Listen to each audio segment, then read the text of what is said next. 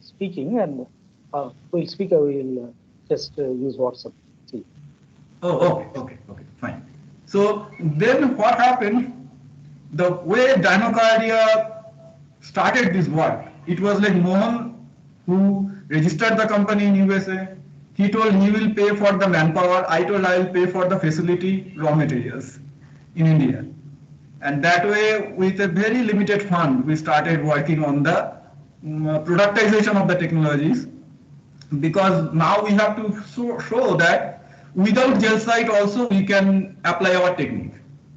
And that was the next target, because we try to unnecessarily go in the conflict with gel site.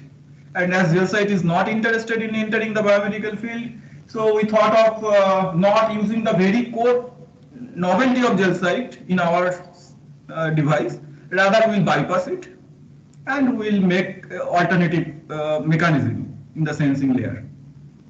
And that way we started. Then we got funding also in US, private funding, and investors are happy to outsource the electronics and the initial R&D part to India.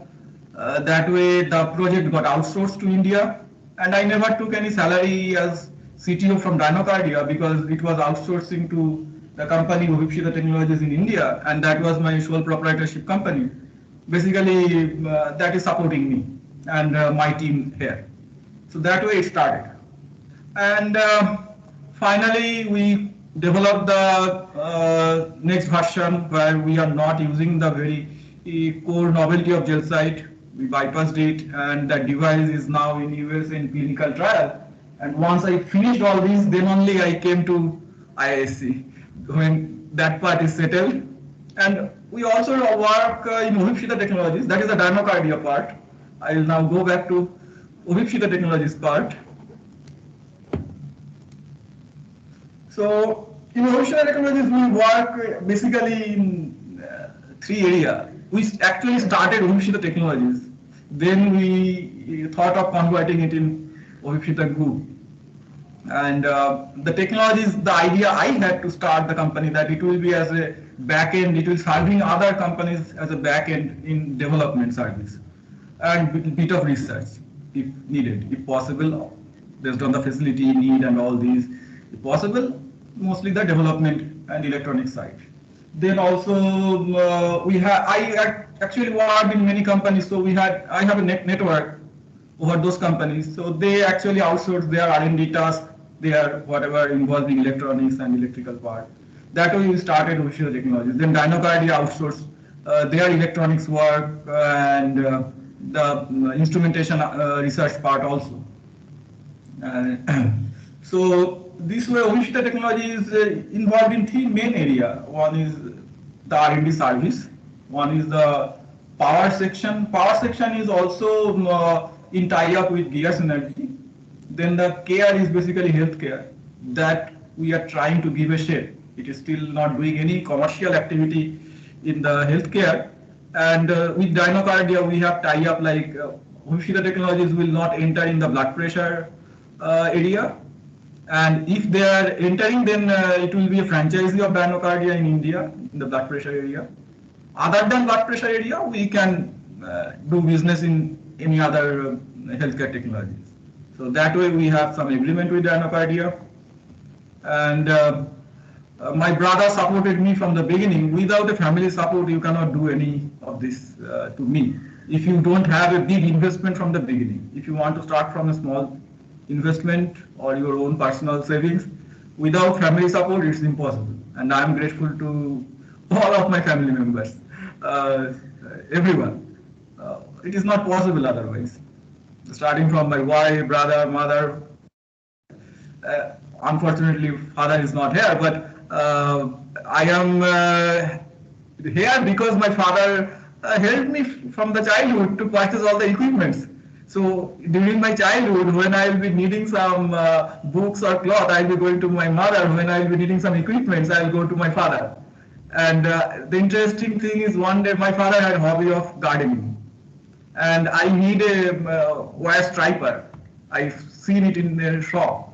So I went to my father and told, see, I've seen a very nice cutter that you can use to clip the rose plants. And my father understood and told how much it will cost. I told, okay, you give me 20 rupees, I'll purchase it. So that way my father supported me to purchase all the equipment from my childhood to do all my hobby projects and all this. And I lost him during my BTech anyhow. And that's given me the boost to do something for healthcare. And I lost him just because two things. One is the technology is not mature to detect a heart attack. Okay, so whatever you do, even with the latest technology, it is not so easy to tell surely that it is a heart attack or some other sort of chest pain.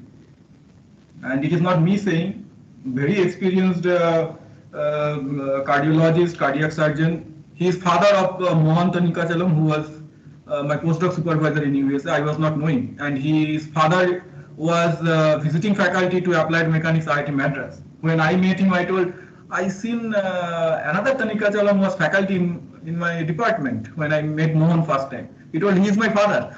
Okay, great. So now I understand. So he also agreed that it is not easy for most experienced doctor also to tell that it is cardiac arrest or something else. Second is, my father got admitted to one hospital. It is a district level hospital, and that hospital has no ECG machine. Okay, and there was a cardiac specialty hospital just half an hour by car at a distance. So initially doctor told it's not a cardiac problem, so we went to general hospital. They don't have ECG machine. They told it's a gastric problem. And they told they will do ECG tomorrow from outside. We have to do. They will not do. They don't have. And midnight they shifted my father to the cardiac specialty hospital, and they told he was late by 4 hours, and my father was in the other hospital for 6 hours. So this is the situation, and that given me the boost. I used to fight with my father saying that I will not be a doctor, but I will teach doctors. So that was the argument I used to always have with my father. But anyhow, that was a big motivation or boost for me to do something in that area. And let's see how much I can do. So that way I started this. So then this is some of the facility. I thought of putting some old facility. I started actually when I came back from USA, this building was not ready. This building, once my father and my uncle, they thought of making a jute industry, but they made the go down first, purchased the land, and that project failed. And my father got stuck in a big loan and all this, and it never started that industry. But the go down was made means partly made, with only the columns got erected and the roof was casted. That's it. Over 20 years, it got fully damaged, and when I thought of starting my business, I asked my brother, you repair this place from USA. I asked my brother, and we'll start there. And when they started repairing, it got fully demolished, and only the foundation was there. Rest of the things we built on the foundation. And that was not at all complete. As you know, in India, contractors 99.9% time they will not maintain the deadline. And it took, instead of 4 months, it took 2 years almost to go up to that level. And during the lockdown only we shifted here. Because it is very near to my place, only 2 minutes walking distance from my home, this place. And something we could manage. Then we have right now 5 engineers also there, and they are working on different projects. Not all of them are working on biomedical applications. Then we developed wireless EMG system. That was basically, we started with wireless ECG system, Holter monitors and all these.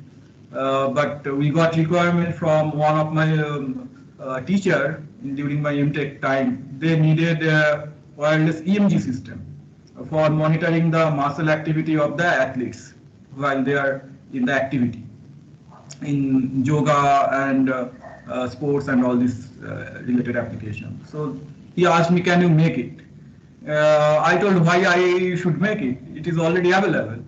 Then he told, yes, it is available, but we have to import it and it is extremely costly and out of our budget. I told there are Indian manufacturers who makes it.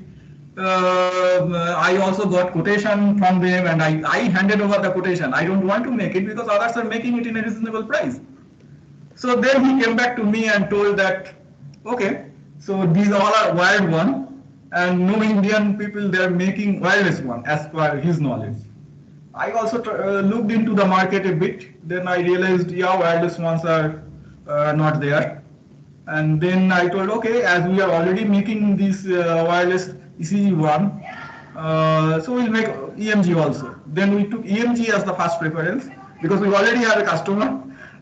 So we made the EMG and handed over to them. And now they are also working on the ECG side. And EMG side also, we developed it after that lockdown and all this started. Market was not that manageable because of so much restriction on travel and all this. So only one piece we have sold of the EMG system. Rest we haven't sold actually. And the ECG work is progressing towards the end. Fine tuning and all these are they're doing. This is all related to biomedical activity. Just a query, if Yeah. I may interrupt. What was the cost of the EMG machine? EMG machine, which one? The imported one? Delsys and all this? Designed by you. That actually we agreed with the institute, Belur University, Sports Science and Yoga department.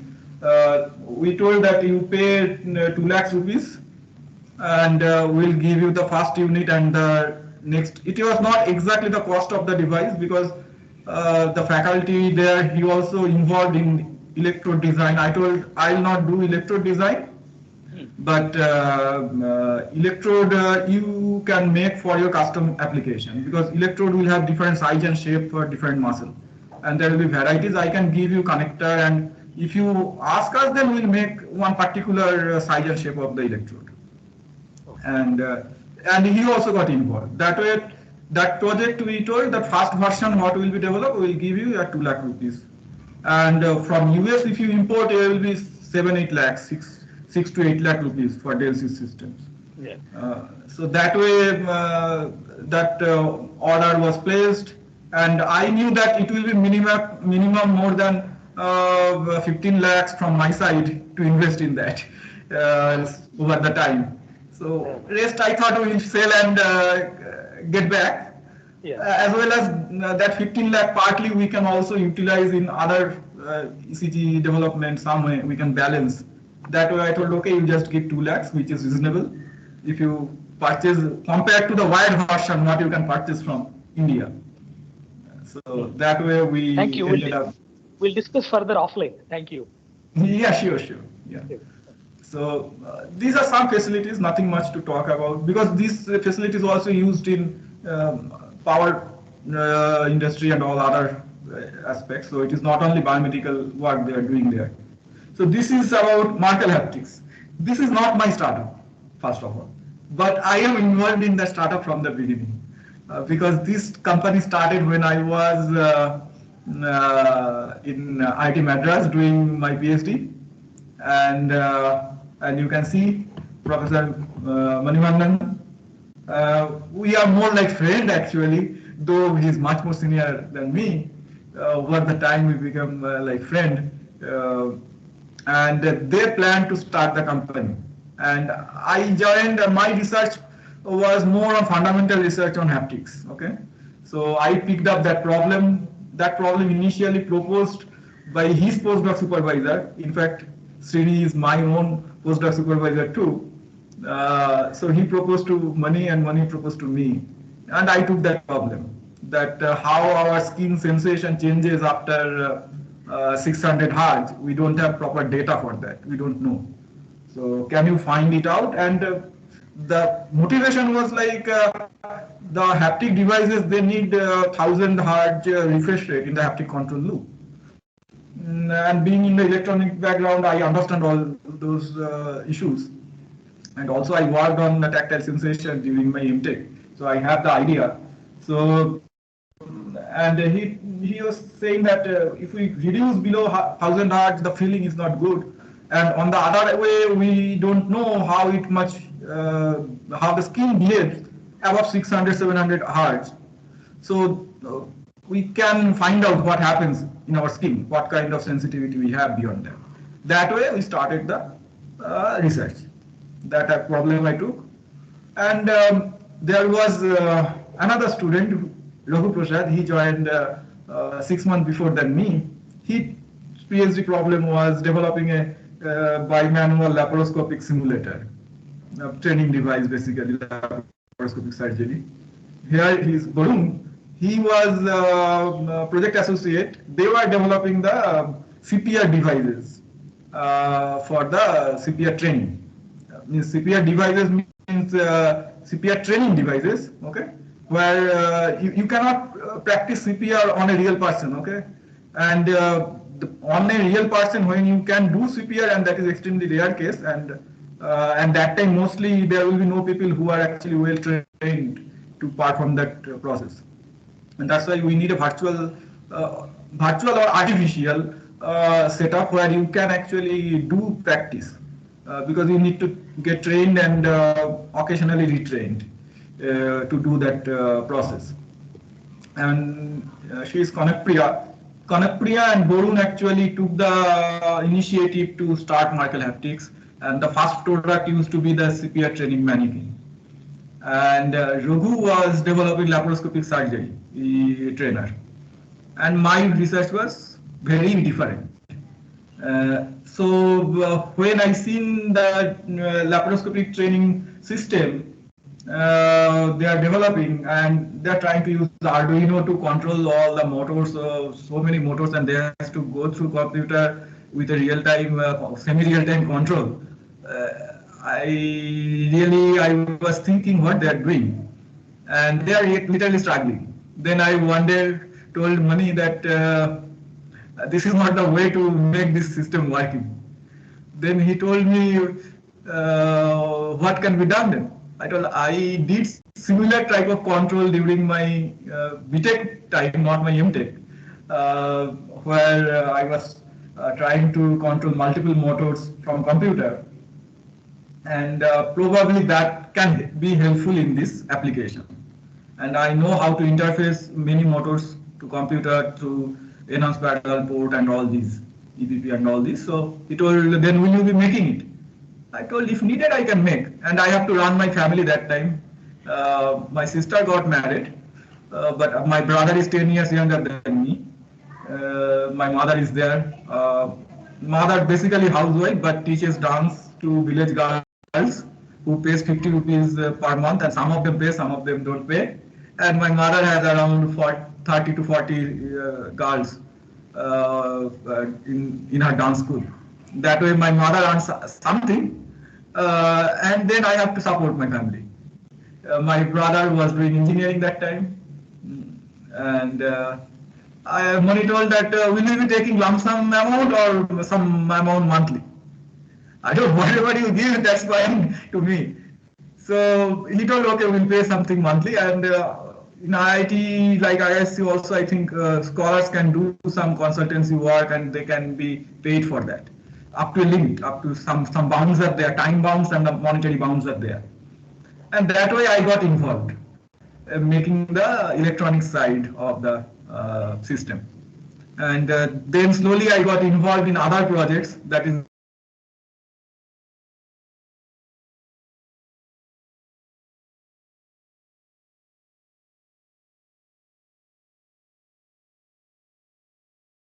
Hello, can we hear Dr. Abhijit Viswas?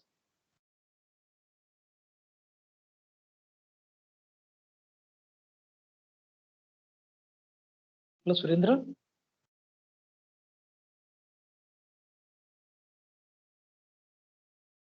No, sir, we are not able to hear. I think action got disconnected. So must be a power supply issue, maybe.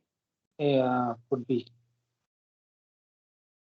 Just let me call him and check.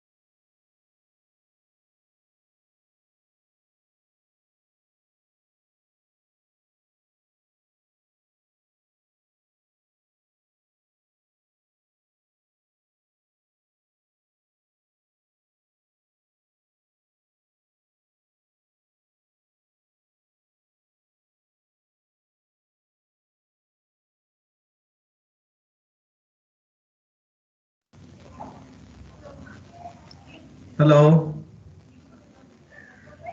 Yes, it works. Hello? Good afternoon, Professor Jackson. I'm trying to reach out to. I think he's back. Oh, sorry, I got disconnected. I was not understanding that I got disconnected. So, when I got disconnected, at which slide? Uh, Uh, Maybe there was some network interruption, and as my both the screens are covered by this, I couldn't realize. you're So, speaking about the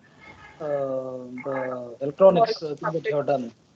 BTech just completed that, and there we got disconnected. oh, okay, okay. So yeah, so after that actually I left and I joined Gear Synergy. Gear Synergy Solution, and that company is actually, so I haven't gone far actually. So it was started by Rajkumar Bhutra. He was in my team when I entered first time in my Maybe you have job. to share the slide again. So, slide is not visible? Are not visible to me. Oh, correct, correct, correct, correct. I haven't shared it. Yeah, let me share it. I just went to presentation mode without sharing my screen. Yeah. Yeah, we can see it now. Okay. I think the network got disconnected and that's why Teams also got disconnected. Yes, yes. Or maybe some problem from Teams. Okay. So what I was saying that he joined my company, which was my first company, Robot Robotic Solutions, in 2008. He is a bright person, of course, and he is from Rajasthan, and he is Marwari, so proper business-minded person. Full family is in business, and when he first time joined my team, he told my full family is in business. I'll never do business. I'll do service only. I told very good. So he worked with me for 1 year. After 1 year, he told, I'll never do service in my life. I'll do only business. I thought, okay, that is the true nature of you. So you should do that. And that way I was mentoring him from the beginning. So he decided to go for the energy sector, renewable energy sector. So I was from the electronics background, so I was helping him to do some costing analysis, market understanding, and that way he started in 2009 end or 10, okay, and he's still running his company. So the experience he got from the first company, which was my first company also, that was also a startup, that actually helped him to make this company running. Okay, and that's why I told safety is the biggest thing in any activity. Okay, and the safety he got is joining a startup. He learned what is the mistake he should not do in his business when he is starting. So that's why it was good. Then after my PhD, I went back to his company. Then he became my boss. Though he calls me a boss because it's like in Jaipur, the students call their senior by boss or something like that. It's strange. And in my first company, once he started calling me boss, in fact, my CEO also started calling me boss. I don't know what is this. It was funny situation. Slowly it became. So yeah, so after my PhD, I went back to join his company to train his R&D team. He was that time focusing towards R&D and developing new products. So he told, why don't you join for at least for some time? I told okay. So after PhD, I just moved to Jaipur, and there I was for 6 months. Then I went for postdoc, and okay, so with this only company I dropped because that company is not existing. That is the Robot Robotic Solutions. I thought of just telling about it, and that is if any one of you are interested in starting a company from a small scale, not like immediately you got a big investment and you are jumping in a big way. if you want to start from a small scale and dream about growing, so always you need to be careful about the mistakes. Uh, Almost 80 to 90, no, I think 90% companies they do when they start. Okay, and you should try to avoid. It is not possible to avoid all the mistakes, but at least you should try to avoid. And for that, if you can take experience from others. So joining a startup actually gave me such a broad understanding of different field, and I am grateful to that. And that company was started by a professor in NUS, Professor Prahlad, and I was actually looking for PhD after my MTech.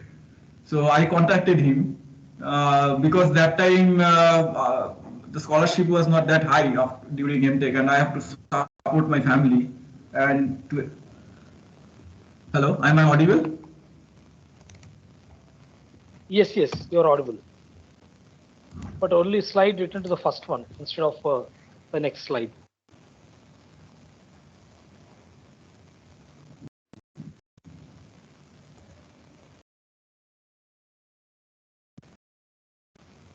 Hello.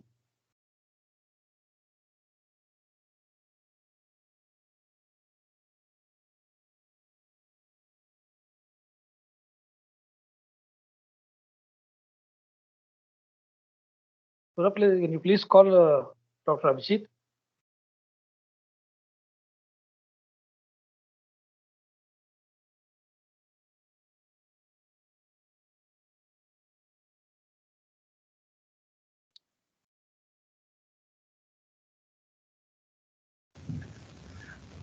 Hello. Yes, yes, welcome back once again. Oh, I'm really sorry. Some strange thing happening. Yeah.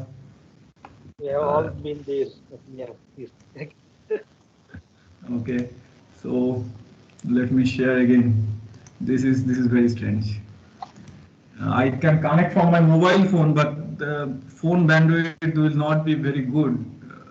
So here at least the voice is clear and video presentation will be clear. If the last option is I can connect from my mobile phone. Yeah, I think voice is clear. Okay. Okay, so then maybe we have to accept that occasional interruption. I don't know why it is happening. Correct. Oh, that's fine.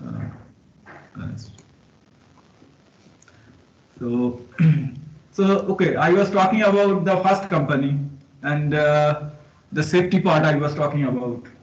The mistakes actually, it is always good to learn from others' mistake instead of you do the mistake. If any one of you are interested in starting your company with a small scale and grow from there, if it is a very big team from the beginning, you have a big funding and all this, then situation will be different, but that is extremely unlikely to happen. But other way, if you start from a small scale, it is always good you have spent some time in some startup, and that's why I given the example of Raj.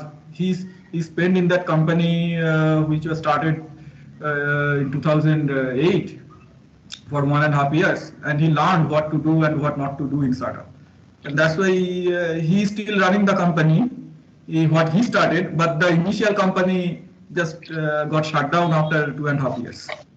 Okay, because there was no person like that who actually did much of startup and full time involved in the company. There were experienced person as a consultant, but if the owners they don't have the experience of starting a company and spending not starting a company, at least working in a startup, often they do mistakes. And I was there as a senior engineer, and if the higher management is facing problem, am I audible? Hello? Yes, very clear. Oh, okay. No, I thought again something got disconnected. Okay. So that's why the higher management, if they did mistake as a senior engineer, you have limitation there. Okay. But at least you should learn. The mistakes are happening. You can share your thought.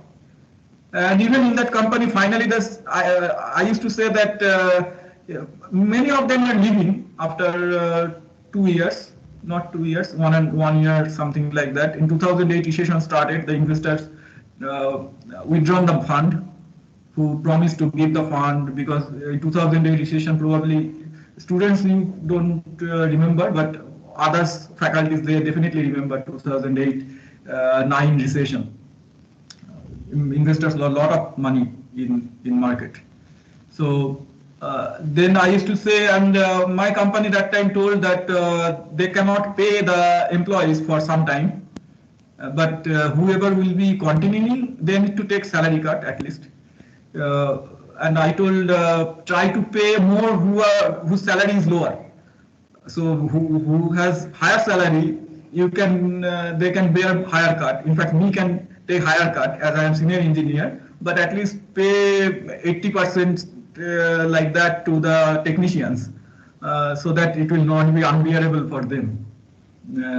So that way they actually told that who will be continuing, they will pay back the pending amount, but who want to leave, they can leave actually.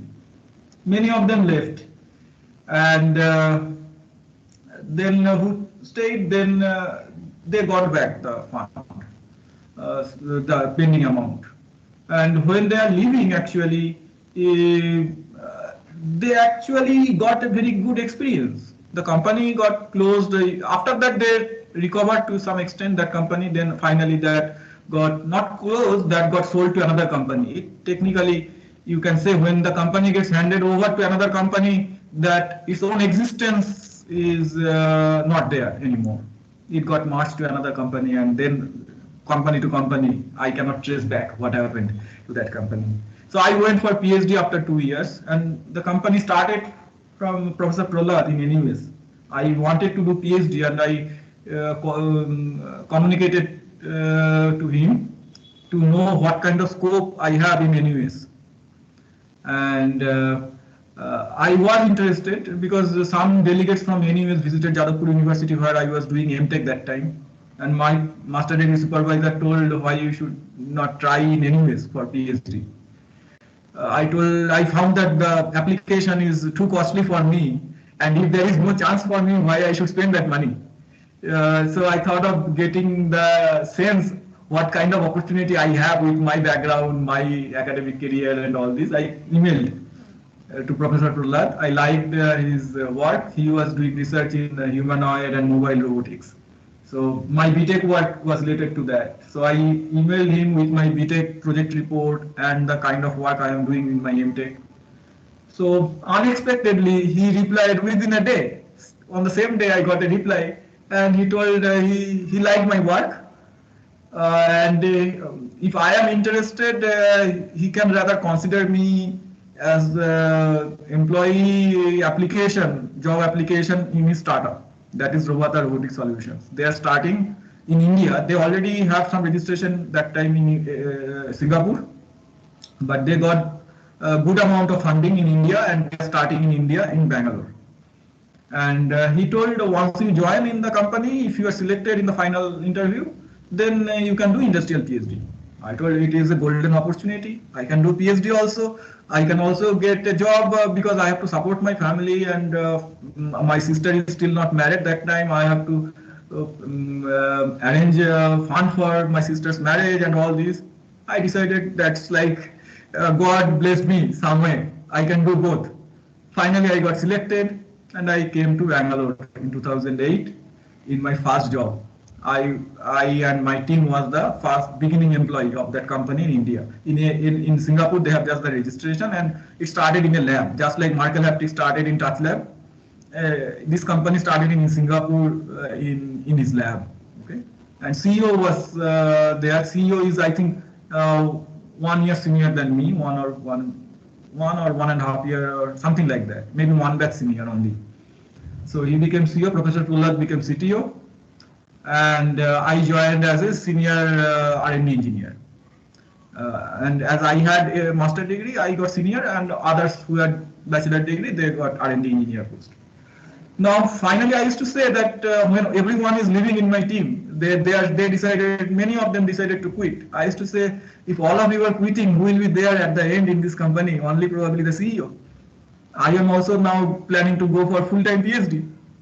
then finally I got to know that CEO is quitting. So then that's the point. So that's why mistake happens. If you take the statistics of startups, most of them actually die within 2 years.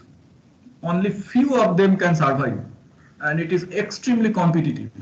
Okay, so any one of you, if the students or maybe some young faculty who haven't spent time in startups, so unless someone is so much dedicated, damn serious about doing it, and haven't spent time on startups, my suggestion is spend time on some startup earlier and then start it. And now coming back to interdisciplinary, need of interdisciplinary skills in startup. So that is the next part, and how much time we have, maybe very little time we have. But I'll quickly talk about not so much of basic things. I'll skip all these because time is not there much. And I definitely like to go for, these are very basic things. You can understand different interdisciplinary work. I would rather highlight the kind of interdisciplinary skill I had that helped me to be in the startup field for a long time. So I'll skip all these. These are regular classroom lecture presentation. So if you don't know about haptics, in case someone of you, haptics is science and technology of touch. It's like vision, audition. This is haptics. Okay, and it includes the basic science, it includes the technology, everything. It's not only the virtual reality. Haptics is not virtual reality. Virtual reality is possibly one application of haptics, okay? Or application area of haptics. Haptics is much more basic. And the haptic sensation, I would argue that it is the most fundamental sensation of any creature, not only human. Then I'll skip all this. These are not, there is no time for that, I think, because right now it is almost 5. Okay?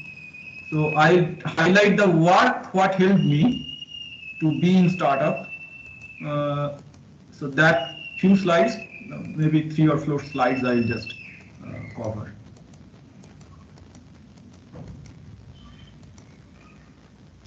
This was my PhD work, which was very fundamental work on haptics. I am trying to find these characteristics. So we had very good data understanding here, but here this characteristic doesn't match. But what is this characteristic? This is like x-axis is the frequency, y-axis is the stimulus amplitude, and these are the contours. You need to cover at least this much amplitude for this frequency to get a feeling that there is a stimulus. This is the threshold characteristics.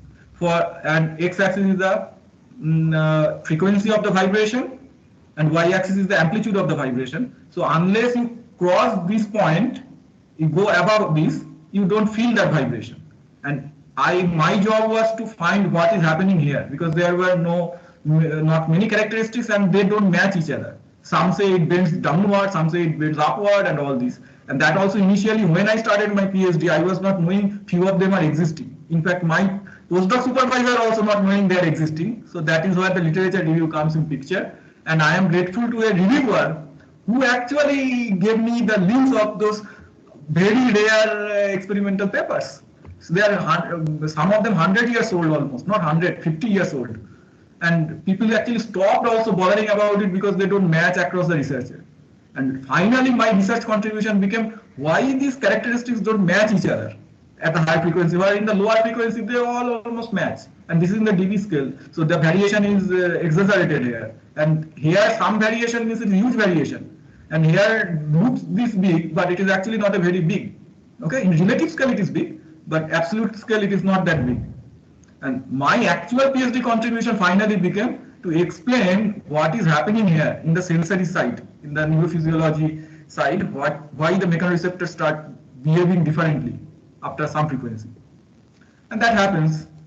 That is not focus of this talk. So these are some electromechanical work I was doing for my PhD work, research work.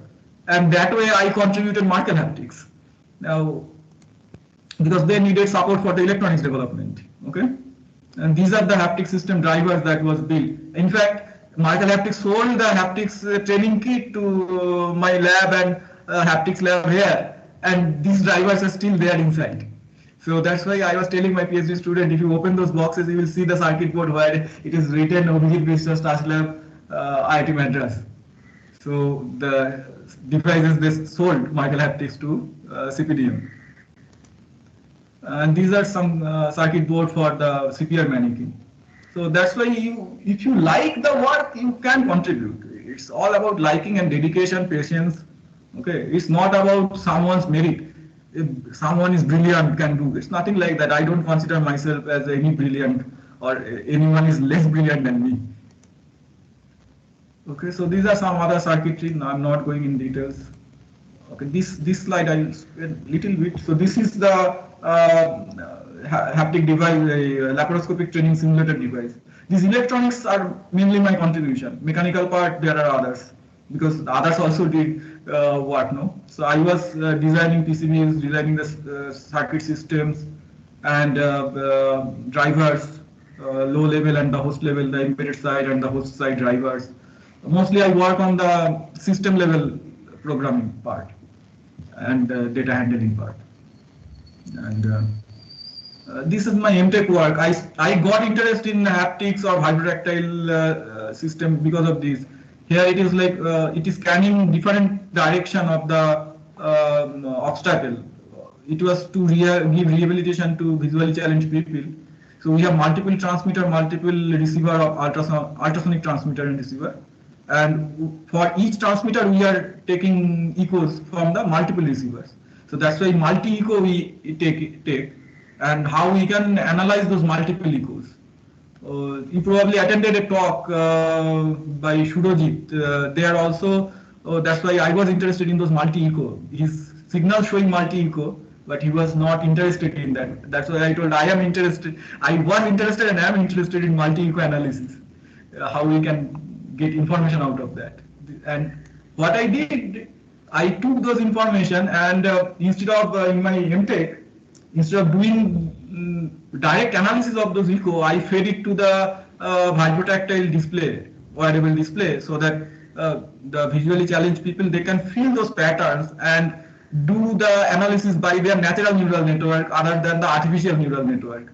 Because brain can interpret many patterns. Once they get trained by parallel usage of this device along with their cane, navigation cane, by navigation cane they get the information and parallelly they get another stimulus on the screen. A certain pattern is changing based on their navigation scanning technique, scanning method. They will get some confidence developed. But my MTech supervisor told, you haven't validated it with the blind people. I told, me and my friends are not visually challenged, but they can feel this pattern.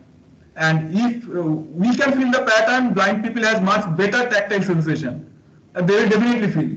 And my reviewer, my examiner, defense examiner during my MTech, he started laughing once I gave that answer.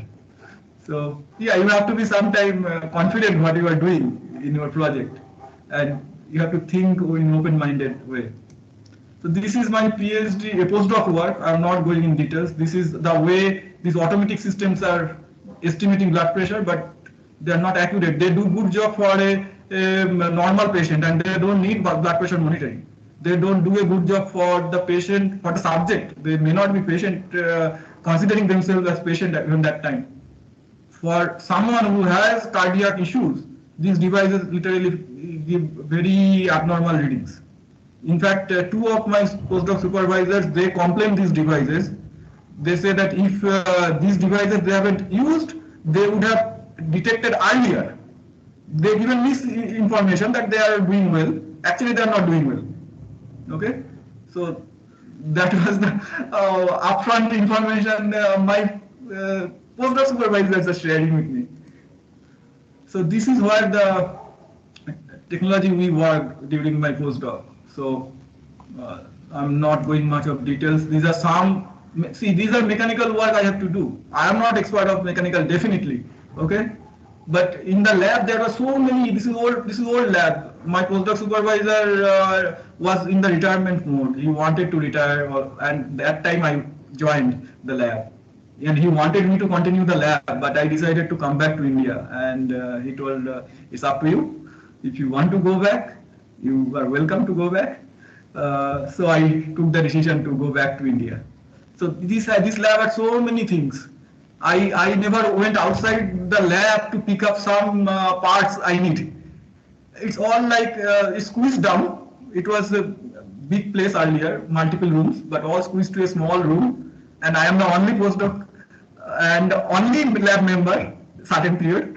There was one MTech student initially, she cleared, then I was the only person in that lab. And everything was there. I have to just modify, tune, and some simple equipments were there, tools were there, and that was enough for me.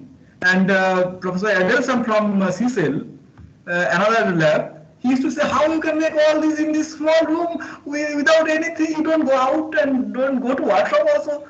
I don't need, I get everything here only. So that way I like to work. So I don't have time to explain all the mechanism, but if anyone interested, welcome to talk to me and I will be happy to explain the mechanism, how these devices work. Okay, so I'll just try to, this is the animal experiment we did in Tufts animal lab. This is the rabbit. I would skip, rather I'll show a small video at the end. Okay, so these are some readings. I'm not going. I am almost towards the end of my talk.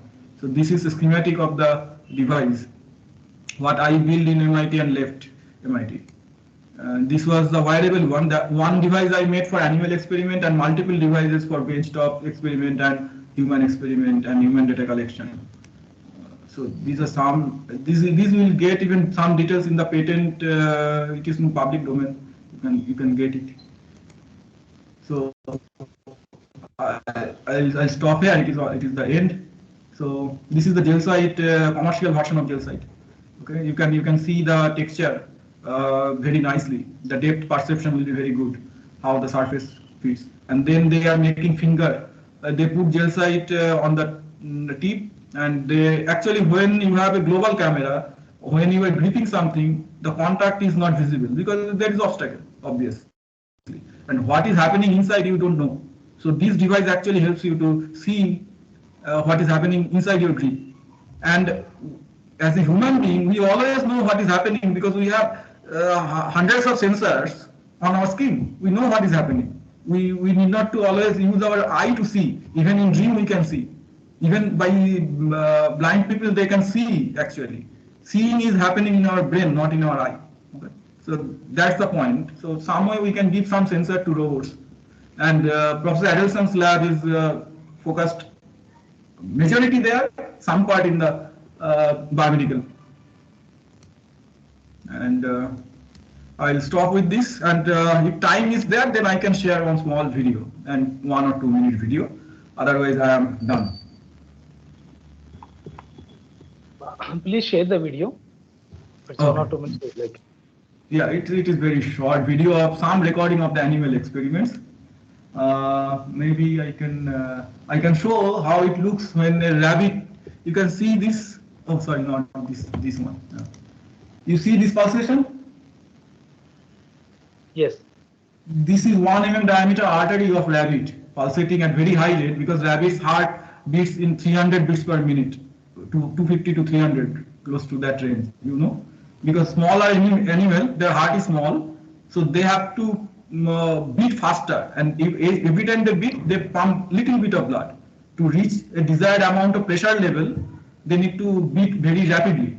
And even the babies, their heart will be beating 150 in that range, 150 beats per second, not 70. So smaller the creature, heartbeats will be at a faster rate. And it goes up and down. You see there is an envelope. Okay, this envelope is basically due to the breathing.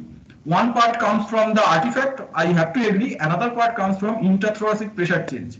Because when you breathe in and breathe out, breathing has a very lower frequency than the heart rate, even for human, even for rabbit. And if the rabbit is breathing, then multiple heartbeats are within that breathing cycle. So breathing cycle is creating an envelope because of change in the intrathoracic pressure. And some part is because of artifacts, because when you are breathing, your body is moving. This is one small video. Another small video I have. So with this I'll stop. This is not even 1 minute. So this is what is happening in the spatial information, how we use spatial information. You see, okay, maybe on this showing the video will not be. So this is the height map, means over the space, how the skin surface is deforming, means going up and down. And one side is proximal to heart, one side is distal to heart. Okay. And what I am doing, I am altering the pressure of a small balloon on top of the radial artery and trying to capture the surface deformation. And based on the material property, that has a relation with the pressure. So we are not measuring directly the contact pressure. What we are measuring is the air pressure. And all the auscultatory method, oscillometric method, automatic device, they measure only the air pressure. That is what they can measure. They cannot measure anything else. They don't know actually what is the blood pressure. They are estimating blood pressure from their air pressure measurement. Engineering says they are measuring air pressure, and with certain technique they are predicting or estimating rather what is the systolic blood pressure, what is the diastolic blood pressure. We are trying to do similar thing. Only thing, we are also trying to take the spatial signature. And because our sensor gives us the spatial information, we have that advantage. So we can do whatever the other methods are doing.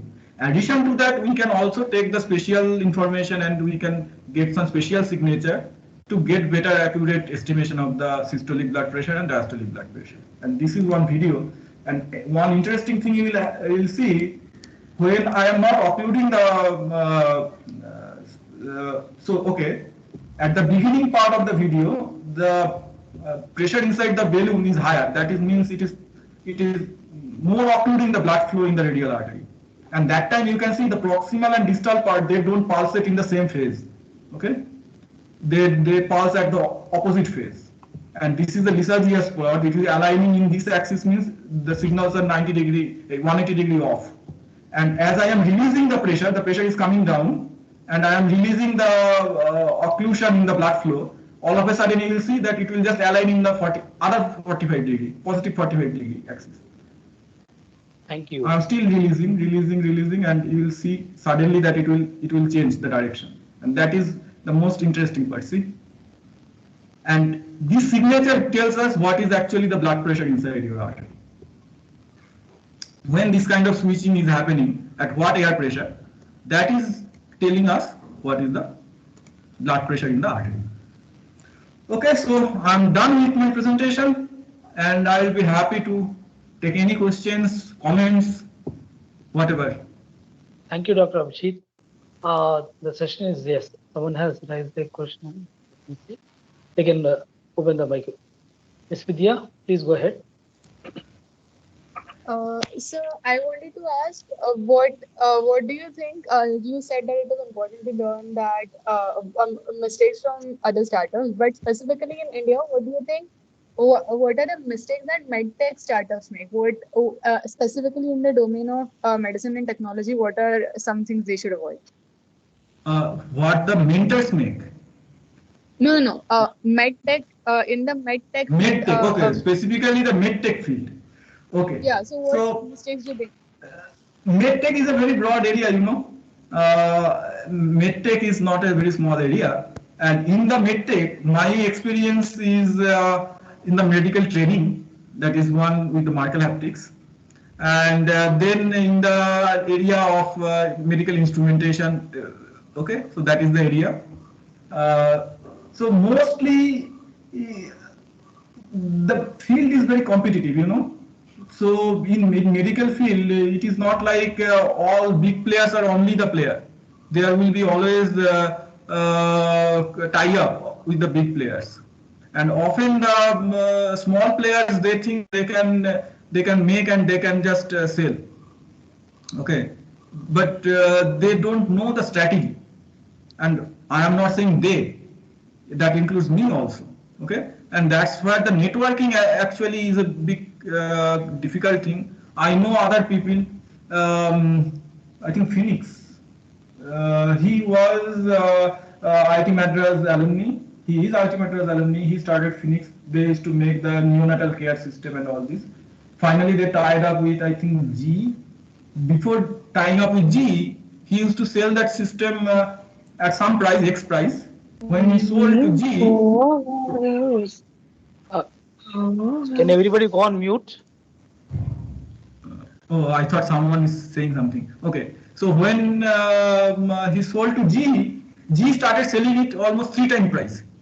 Then he told, it is like they are making, G is putting their brand and then selling. Then he told that what you are doing, you are selling it at a high price. Then G told that see, we don't sell at a price where we can sell. We sell at a price where customer can buy. Okay. So he started the company. Till then, what he was doing, he was selling at a price where at what he can sell it. He was not other way. When he tied up with a big company, probably his profit margin is not increased much. Okay, but at least got some reliability that he is now supplying to B2B. He is not dealing with B2C anymore. He is just giving to G taking care of the marketing side. Okay. I probably it is G. I may be wrong in the exact data. I was trying to give you an example. So many things is the strategy in any startup, irrespective of technology, medtech. Technology Even plays does a not. significant role, but it is not the most important role. There are so many other factors, So and the they are. example you gave of Phoenix, in that does that not make them a second-tier supplier to be reliant on somebody else to do the marketing and other things? Does that not kind of put them on the wings instead of being the show itself? If I understood your question correctly, see, if you do your own branding and marketing, that is one strategy. Of course, you can do that, and that all depends on the manpower, the strength, the core strength of your team, how big it is. So many factors are there. There is no unique rule, unique law in this kind of domain. So basically, based on the situation, you have to take a call based on the kind of manpower you have, resources you have. In startup, there will be always a shortage of resources. Even if it is in India, in US, I know even in US, I know the kind of restriction in Dinocardia. There are people even from Philips, retired person from Philips, they are in the board. Okay, so they understand what startups face actually. So it's not another thing is often there will be unnecessary tie up to other service providers, R&D service provider or design service provider. Sometimes they will be charging like if you ask them to do some part, and after that for every minor modification you have to pay. And unless you have a very good, reliable, and ethical design partners and all these, it will be problematic from a business point of view. You want to change a minor thing, you have to again pay. There are many issues. Okay, so that's why it is not so easy to tell all the points at a stage that these are the mistakes. It is not possible. There are n number of mistakes and n number of types of mistakes. Okay, but that's why once you spend in a startup which is related to your area in which you want to start, you get those mistakes. It gets registered in your mind, and over that experience, once you get that experience, by intuition itself, you will be avoiding those mistakes in your startup. Yes, sir. Thank you. Any more questions?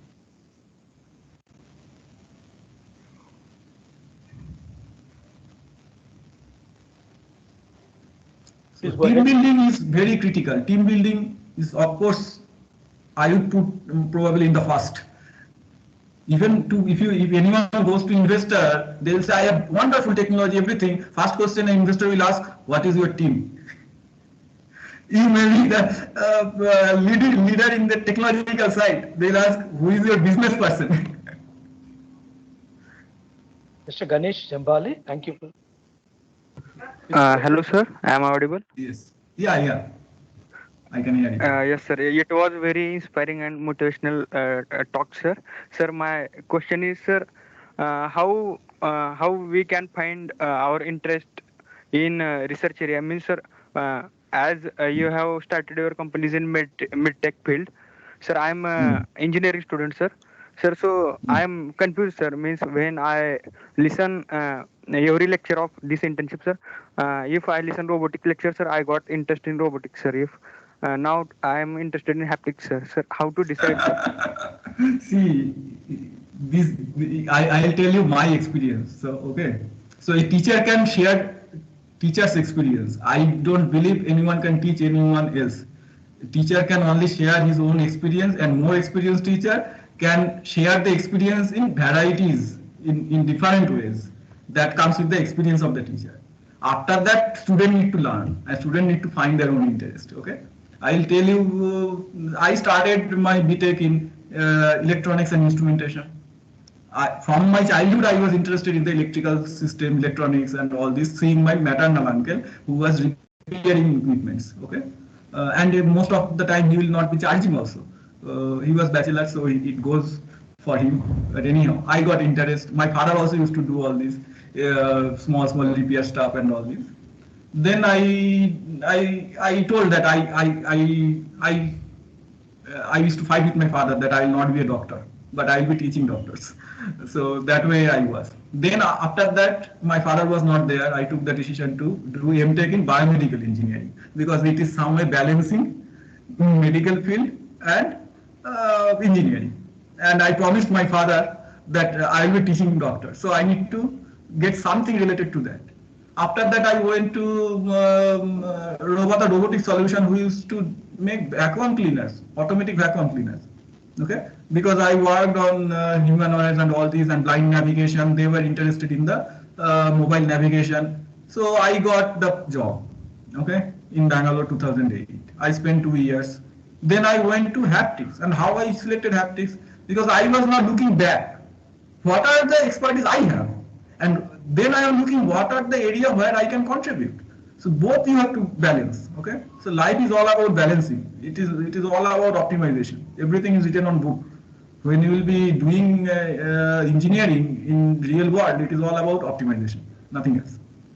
So I was optimizing my own skill, my own interest, the need of the society, and then I found I probably better contributing if I balance all this. Then I found haptics, which includes biomedical, which includes robotics also. So I can go anywhere in the research direction. Then I went for research. Then I thought, okay, I'll be doing some fundamental work and I'll make some experiment and get the data and I'll contribute to the knowledge domain. At the end, I did more theoretical work than the experimental work.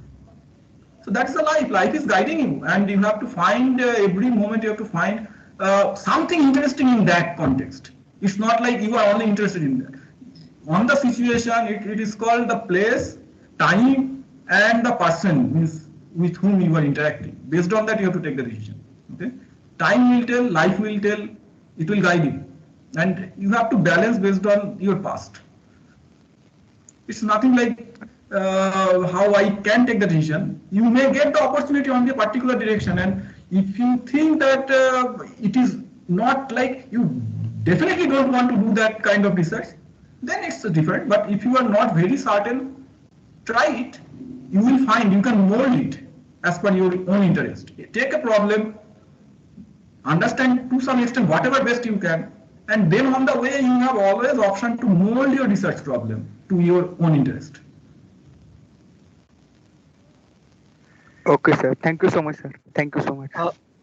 Mr. Sujay Kumar, would you like to speak?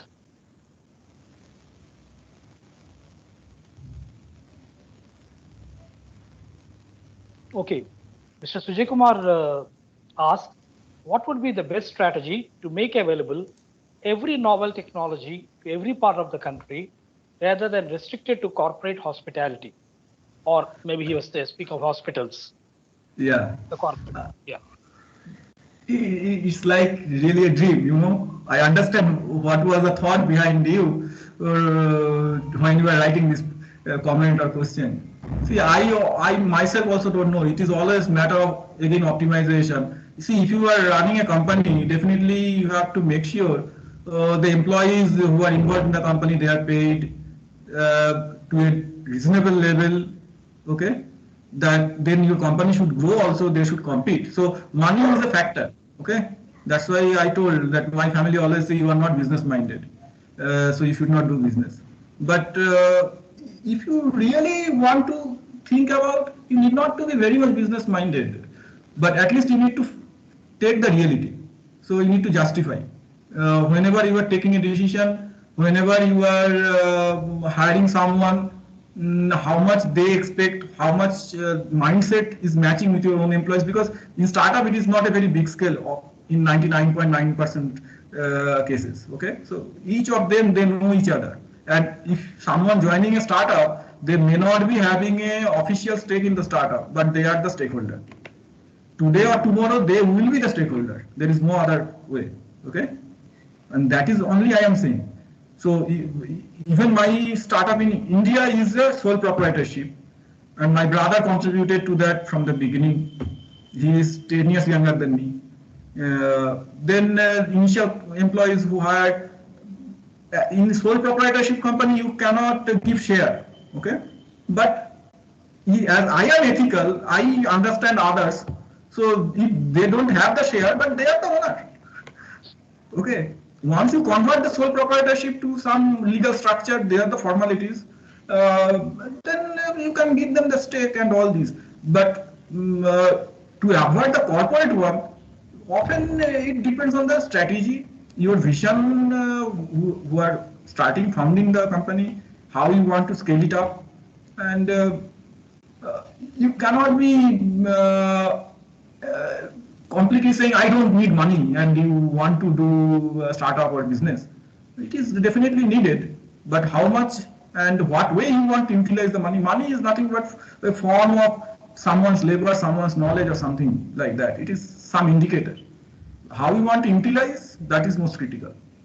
Then if it is okay with to deal with a corporate, it's fine. So they are not most of them, I would say, they are not doing anything unethical. Okay. So you can compete, and that's why I am still trying to do, and I'm doing. Okay. Even other competitors, they are coming. Big companies, they are coming. If you really have that technology ready, then they will be tying up with you. And how you want to make the deal? You should give. If you give an exclusive deal, and they are selling it at a huge price, and no one can access. So those things you need to think about, and don't do that deal in that case. If you really think, that is contradicting your interest, don't do those deals. That way you can safeguard your technology. Yeah, if I may be allowed to add to that, in healthcare, everyone is poor. Nobody can purchase life. That's the first point. And sometimes when the technology investment itself is high, the availability initially will be with the corporate hospitals because money has to quickly come to the innovator and to the initiator. Then immediately after that, the trickle down effect will be there because the creamy layer is very limited and it cannot be restricted to the creamy layer. And now there will be different schemes and modalities that coming up, like Aarogyasri, 108, Ayushman Bharat, and essentially these are all trickle down effect. Never think healthcare an isolated area based only on the innovator and the service provider and the service receiver. There are n number of entities that surround these services and can increase or decrease the cost of services. So if a poor person is able to go and get corporate hospital services, I don't see anything wrong with that. Do you understand? So it doesn't mean that any technology that is coming should come at the first time at the CHC or the A&M level of service. First of all, a technology should be available at any cost, which was not previously available. From there has to be a trickle down effect, either from the device provider or from the society or the service provider, and these things do happen. And Sujay also has a question, and that will be the final question. What is the scope of developing mobile miniaturized designs that can be available with minimal cost? Okay, you were dreaming about some ideal thing, and ideal Yeah. thing doesn't exist in real.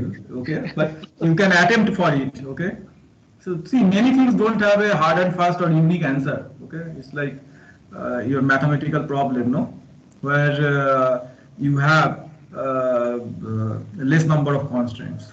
Okay, so you have multiple solutions. Okay, so and you have to pick up one of them based on some virtual constraint, some additional hypothetical or constraint based on your own will. So why I'm saying that if you want to make it, you can make it. And there is always challenges. You have to look around you. You have to be a good observer.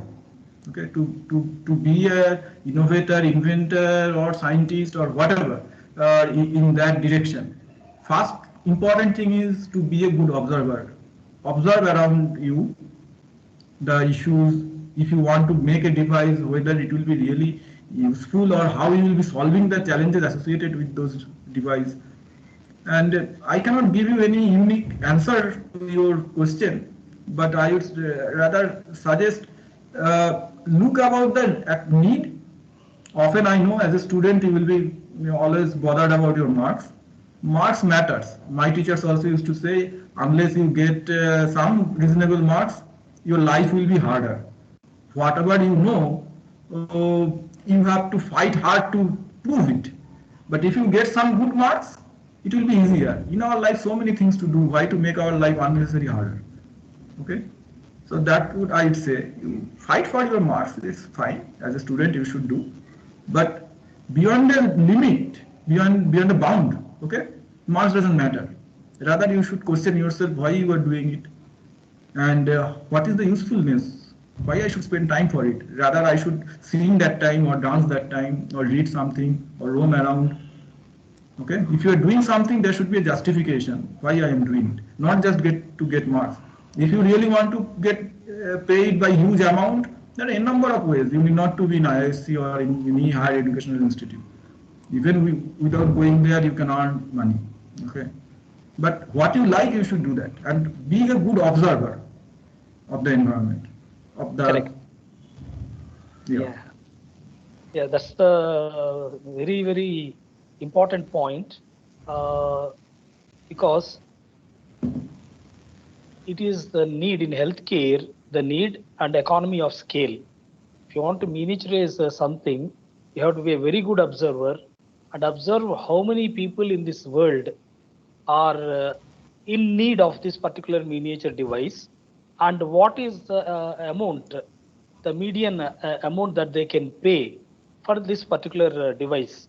And if that work, that survey you can do systematically, you will be able to identify the scale at which the cost of the miniature device that you would like to develop be minimized. And like Dr. Abhijit Biswas has said, it's matter of optimization. There's nothing called minimization or maximization. Maximization has, as he put in, at the what cost the customer can buy. And I still remember Professor Rivakar Sen's words, at what is the benefit that the customer will be getting when he is taking this service and what value that customer will be putting for the service being provided. So that's there are many ways to look at it, but at any point where you want to optimize, economy of scale comes into the picture, and further to identify that the need is fundamental to any requirement that anything that is being developed in medtech. Thank you, Dr. Abhijit Biswas. You are welcome. Okay. Take care, everyone. Impactful. Thank you, Dr. Abhijit. We are receiving nice comments, and I would like everyone pleasure, and be motivated, and hopefully I inspire some of you. Yes, it's very important because there are the imports run into billions for medtech. 80%, more than 80% is imported. So if you people get inspired by such talks and turn to become medtech entrepreneurs, there is ready market. Of course, you have to, like he said, you have to become part of the main industry, or you can work on your own. Everyone has some space, but Yeah. the need for indigenizing medtech is very high, and I consider it's a patriotic endeavor also. Apart from a commercial endeavor, I consider it patriotic endeavor also to become a metric entrepreneur and strive for independence of the country in medtech arena. Finally, the whole world is one village. We all have to depend on Yes, each other. But absolutely. still, as much as possible, let us strive for self-sufficiency. Thank you all. Thank you very much. And once again, I congratulate all fellow Indians in the celebrations of Azadi Ka Amrit Mahotsav, the 75 years of a commemoration, a celebration to commemorate 75 years of Indian independence. Happy independence for you all. Thank you. Take care. Bye.